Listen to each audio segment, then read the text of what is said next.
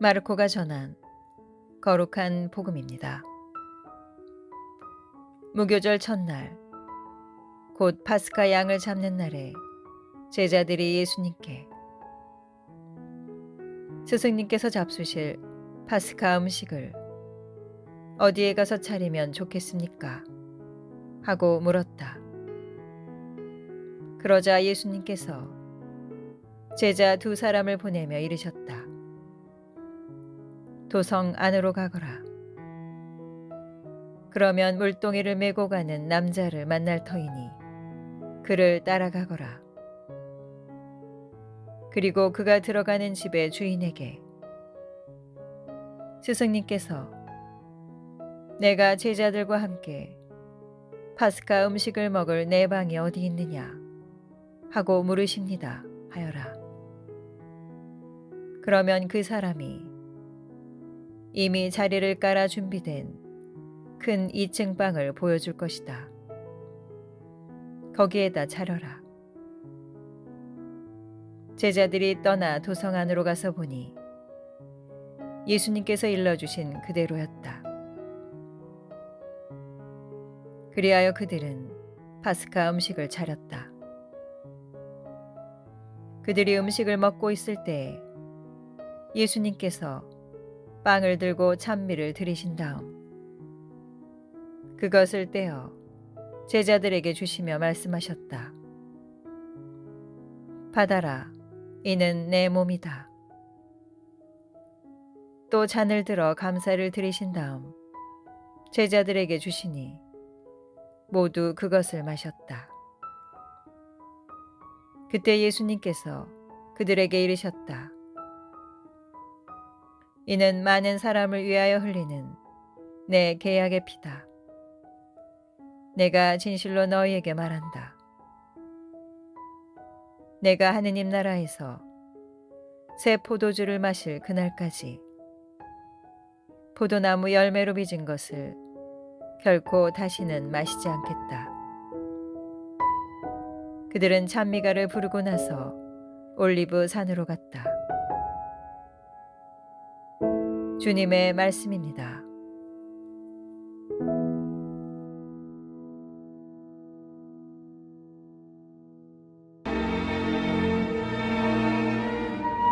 오늘의 묵상입니다.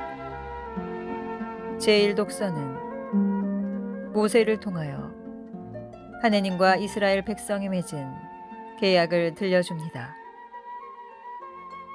고대 근동 지방에서는 계약을 맺을 때 동물을 반으로 가르고 그 피를 제단과 사람들에게 뿌렸습니다. 이스라엘도 같은 방식으로 하느님과 계약을 맺었습니다.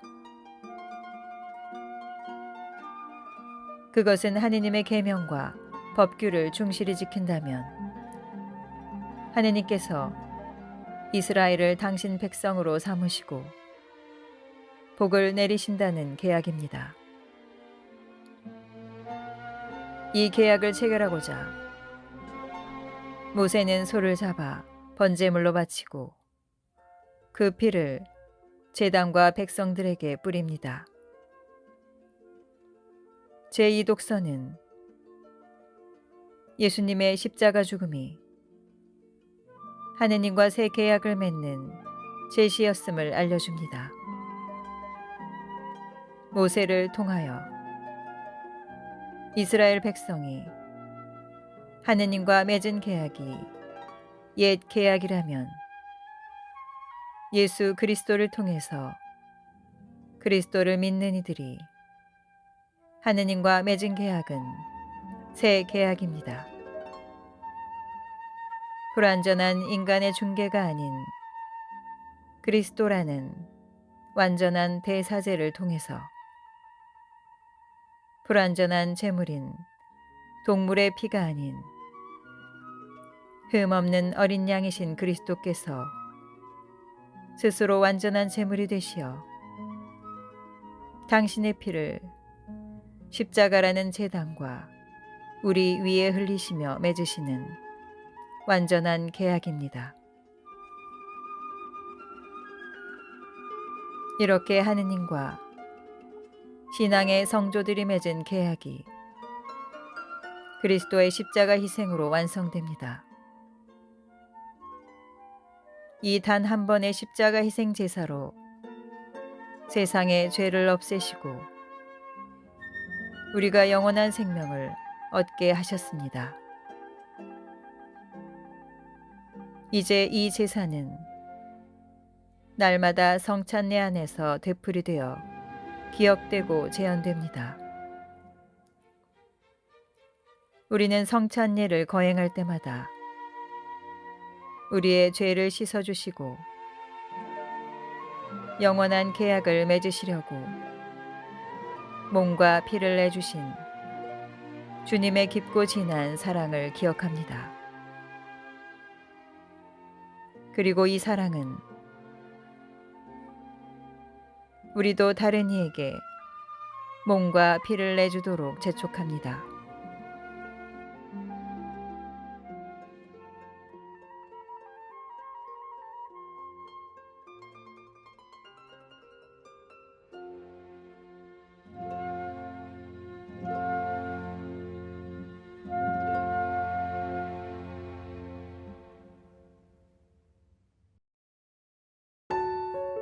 마르코가 전한 거룩한 복음입니다.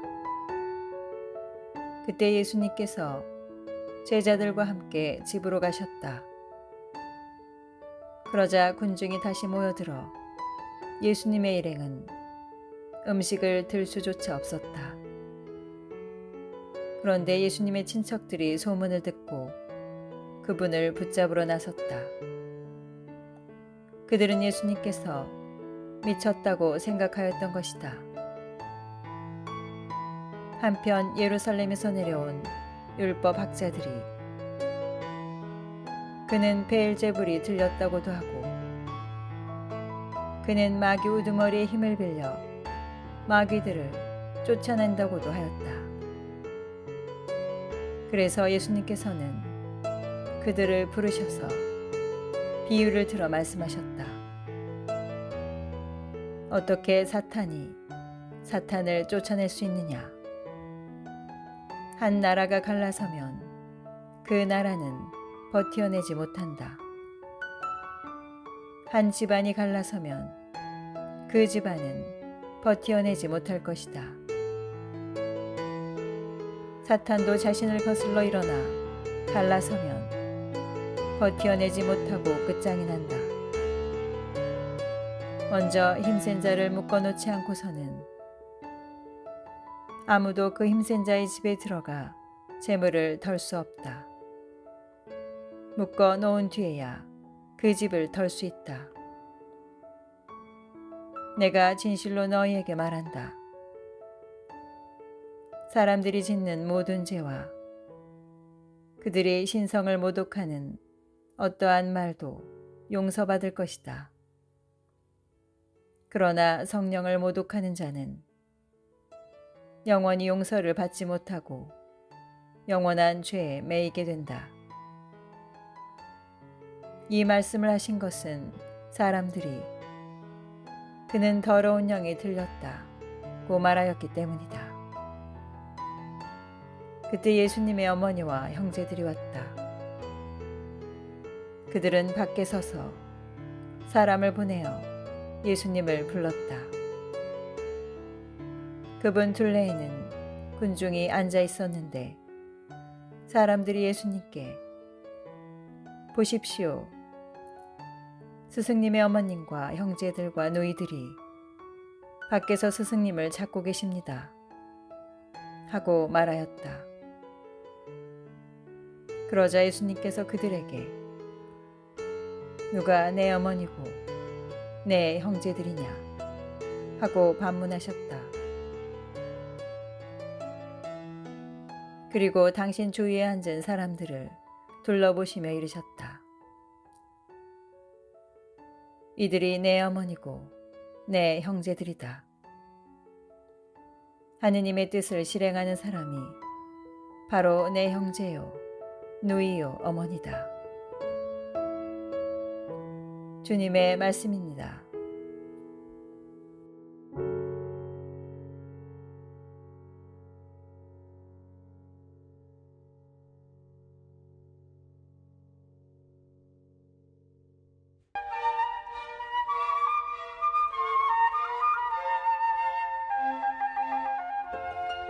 오늘의 묵상입니다. 율법 학자들은 병자들을 고치시고 마귀를 쫓아내시는 예수님께 이렇게 말합니다. 베엘제불이 들렸다. 마귀 우두머리의 힘을 빌려 마귀를 쫓아낸다. 그러자 예수님께서 그들의 완고함을 비난하시며 다음과 같이 이르십니다. 사람들이 짓는 모든 죄와 그들이 신성을 모독하는 어떠한 말도 용서받을 것이다. 그러나 성령을 모독하는 자는 영원히 용서를 받지 못하고 영원한 죄에 매이게 된다. 사람이 짓는 모든 죄는 심지어 신성을 모독하는 죄까지도 용서받을 수 있는데 성령을 모독하는 자는 영원히 용서받지 못한다는 말씀을 어떻게 이해할 수 있겠습니까? 성령을 모독하는 죄는 성령의 활동을 받아들이지 못하는 완고함의 죄를 말합니다. 예수님께서는 성령을 지니고 계시는 분으로서 성령의 힘으로 아버지께서 주신 직무를 수행하십니다. 성령으로 병을 고치시고 마귀를 쫓아내시는데 그 행위의 근본적 의미는 죄의 용서입니다. 곧 성령의 행위는 죄의 용서입니다. 그런데 율법 학자들은 죄를 용서하는 성령의 행위를 거부합니다. 비록 죄를 지었더라도 자비를 청하며 용서를 구하면 언제든지 용서받을 수 있지만 그 용서하시는 성령을 모독하고 성령의 행위를 거부한다면 용서받을 수 있는 길은 없습니다. 성령의 행위는 구원하시고 용서하시는 행위입니다. 성령을 모독하는 것은 성령의 용서와 구원을 믿지도 받지도 않는 것입니다. 하느님께서 성령을 모독한 우리를 벌하시는 것이 아니라 우리 자신이 용서를 거부하고 우리를 죄의 상태에 버려두는 것입니다. 우리가 죄인임을 인정하고 자비를 청하기만 하면 주님께서는 어떤 죄든 모두 용서하여 주실 것입니다.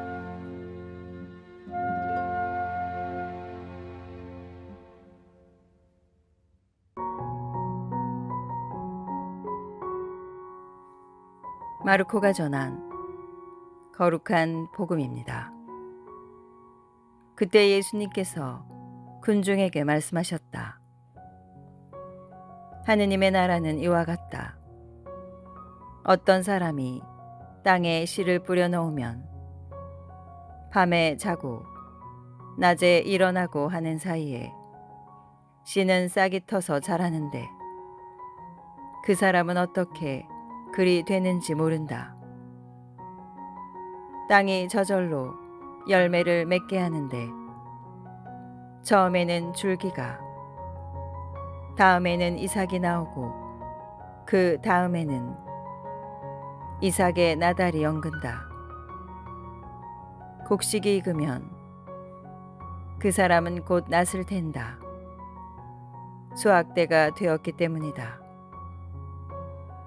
예수님께서 다시 말씀하셨다.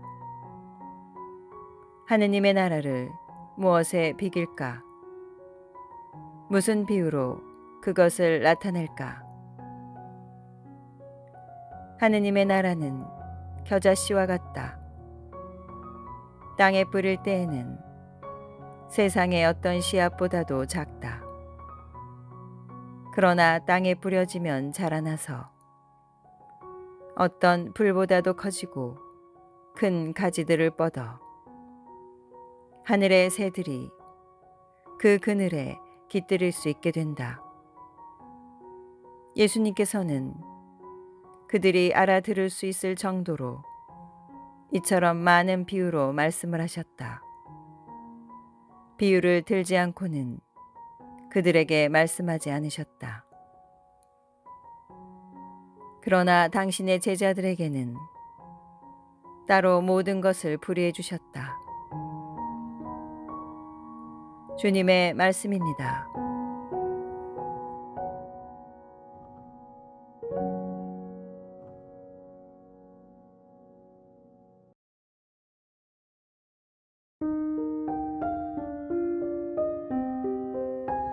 오늘의 묵상입니다.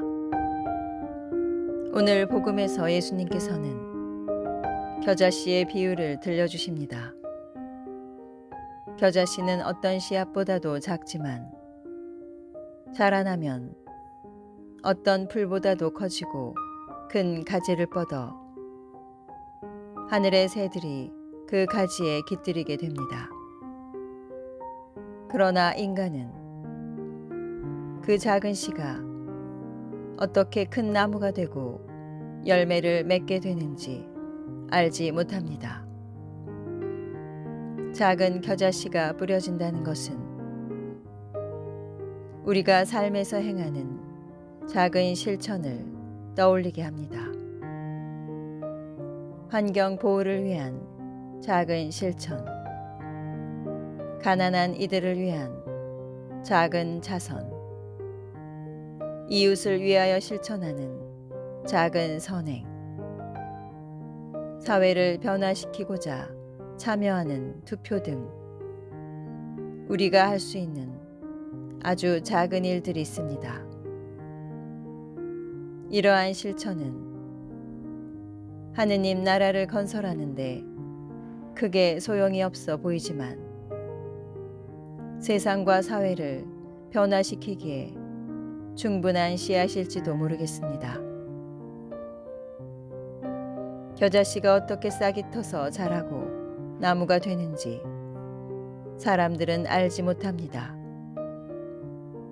우리가 하는 작은 실천들도 어떤 방식으로 자라나는지 모르지만 그 실천으로 하느님 나라가 세워지고 성장하는 것은 분명합니다.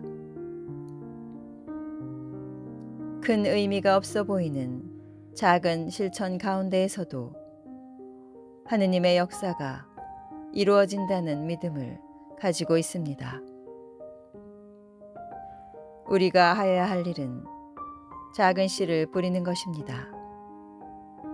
씨를 뿌리는 일이 소용없다고 여기며 소비주의나 이기주의의 거대한 흐름에 몸을 맡기고 무기력하게 살아갈지, 그러지 않으면 그 흐름에 맞서 그리스도교적 가치를 실천하고 살아갈지 결단을 내려야 합니다. 그 흐름을 거스르는 실천 하나가, 작지만 위대한 선택 하나가 세상을 바꿀 수 있습니다.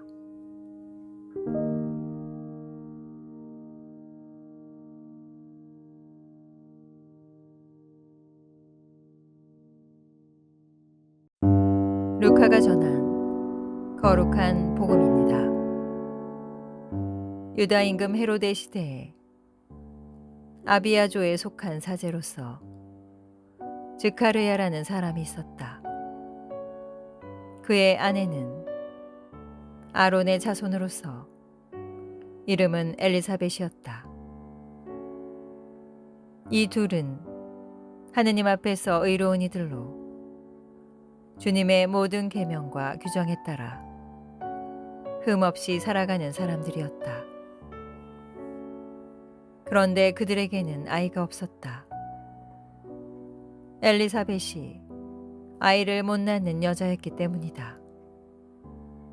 게다가 둘 다 나이가 많았다.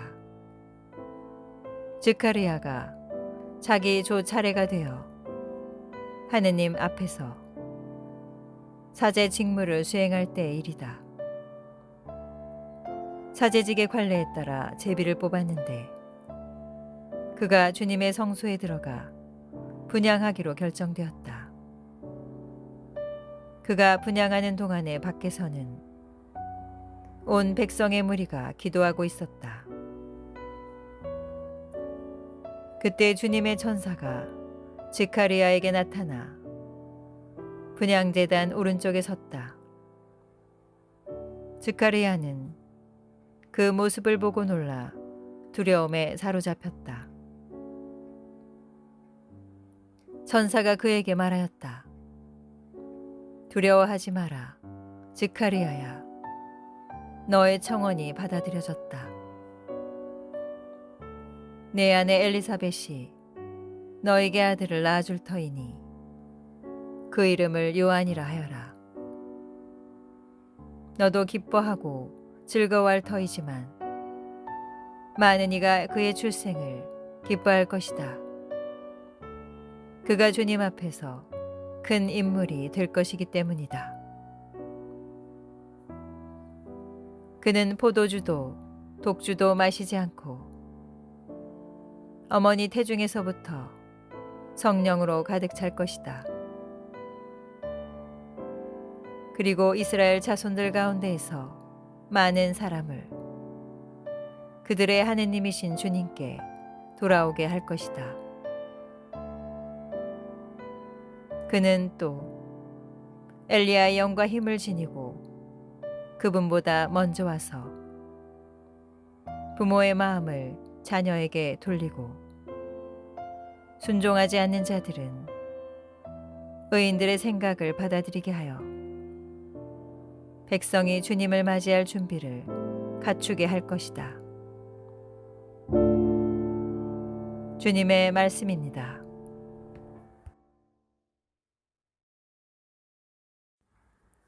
오늘의 묵상입니다. 제1독서에서 예레미야는 저는 아이라서 말할 줄 모릅니다라고 말합니다. 하느님께서 예레미야를 민족의 예언자로 세우시자 예레미야는 아직 자신의 때가 오지 않았다며 예언자의 사명을 거부하려 합니다. 아직 나이가 어려 사회적으로 권위가 없어서 자신의 말이 받아들여지지 않을 것이라고 생각하였기 때문입니다. 그러나 하느님께서는 다음과 같이 대답하십니다. 너는 내가 보내면 누구에게나 가야 하고 내가 명령하는 것이면 무엇이나 말해야 한다. 예레미야는 자신이 말하기에 이르다고 생각하였지만 지금이 하느님께서 바라시는 때였습니다. 복음에서 스가랴는 자신의 아내 엘리사벳이 요한을 낳는다는 예언을 듣습니다. 오늘의 복음에 이어지는 본문에서는 하느님께서 스가랴의 입을 막으시어 이 예언을 전하지 못하게 하십니다. 아직 의심이 많은 이스라엘에게 당신 뜻을 전할 때가 아니라고 생각하십니다. 하느님께서 바라시는 때는 아직 오지 않았고 그분께서 바라시는 적당한 때에 스가랴의 입을 열어주실 것입니다. 이처럼 하느님의 말씀은 내가 생각한 때가 아니라 그분께서 바라시는 때에 전하여져야 합니다. 우리는 서로 하느님의 말씀을 전하는 예언자직을 수행하고 있음을 기억하면서 주님께서 그 말이 울려 퍼지기를 바라시는 때가 언제인지 늘 깊이 생각하여야 합니다.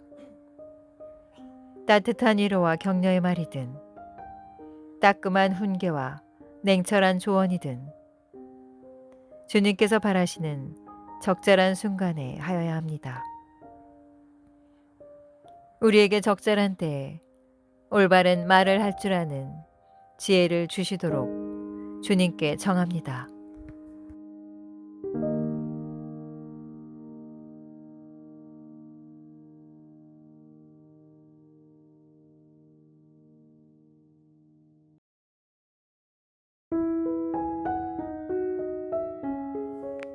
마르코가 전한 거룩한 복음입니다. 그때 예수님께서 배를 타시고 건너편으로 가시자 많은 군중이 그분께 모여들었다. 예수님께서 호숫가에 계시는데 야이로라는 한 회당장이 와서 예수님을 뵙고 그분 발 앞에 엎드려 제 어린 딸이 죽게 되었습니다. 가셔서 아이에게 손을 얹으시어 그 아이가 병이 나 다시 살게 해주십시오 하고 간곡히 청하였다. 그리하여 예수님께서는 그와 함께 나서시었다. 많은 군중이 그분을 따랐다. 그때 회당장의 집에서 사람들이 와서는 따님이 죽었습니다. 그러니 이제 스승님을 수고롭게 할 필요가 어디 있겠습니까? 하고 말하였다. 예수님께서는 그들이 말하는 것을 곁에서 들으시고 회당장에게 말씀하셨다. 두려워하지 말고 믿기만 하여라.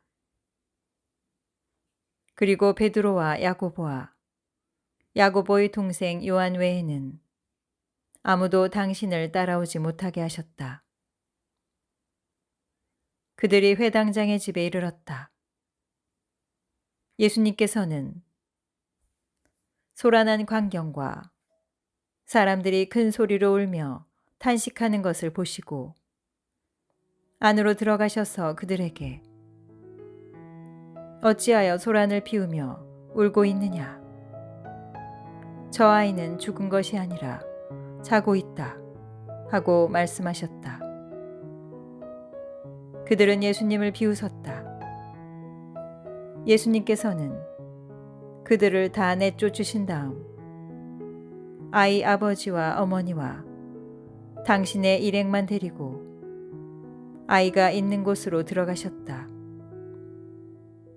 그리고 아이의 손을 잡으시고 말씀하셨다.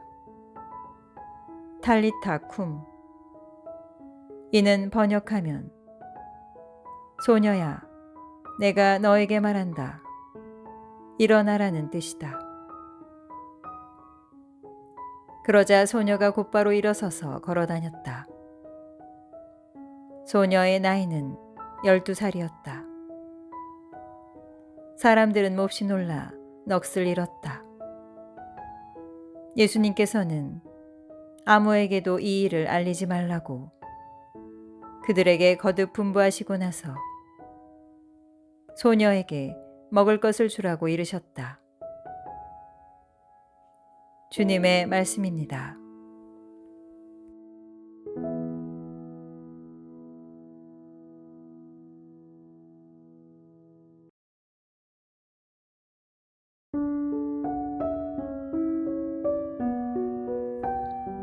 오늘의 묵상입니다. 오늘 제2 독서는 가난한 이를 위하여 가난하게 되신 그리스도를 묵상하도록 초대합니다.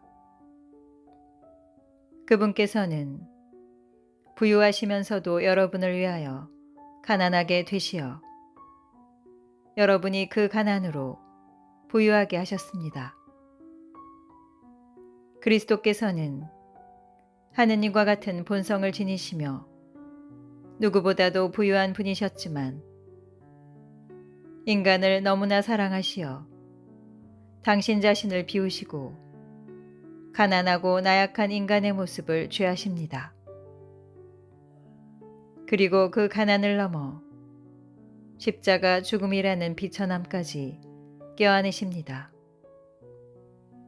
우리가 믿는 그리스도께서는 사랑하시는 인간을 위하여 당신의 모든 것을 내놓으시고 우리 곁으로 다가오시는 하느님이십니다. 그리스도의 거룩함은 고고하게 홀로 계심에서 오지 않습니다. 그것은 사랑하시는 인간과 같아지시는 거룩함입니다. 주님께서는 우리와 같은 가난함으로 우리의 가난한 삶을 살아가시고 그 안에서 슬픔과 고통을 함께 겪으십니다. 이달 내내 우리가 기억한 그리스도의 성심은 크신 사랑으로 우리의 고통에 함께 하시며 마음이 찢어지도록 슬퍼하시고 아파하시는 예수님의 거룩한 마음입니다. 인간의 고통을 나누시는 그 가난으로 우리는 그분과 함께 부유해지고 충만해집니다. 바오로 사도는 가난한 이를 위해서 가난을 취하신 그리스도의 속성을 근거로 그리스도인에게 어려운 이웃을 도와주라는 윤리적 실천을 요구합니다.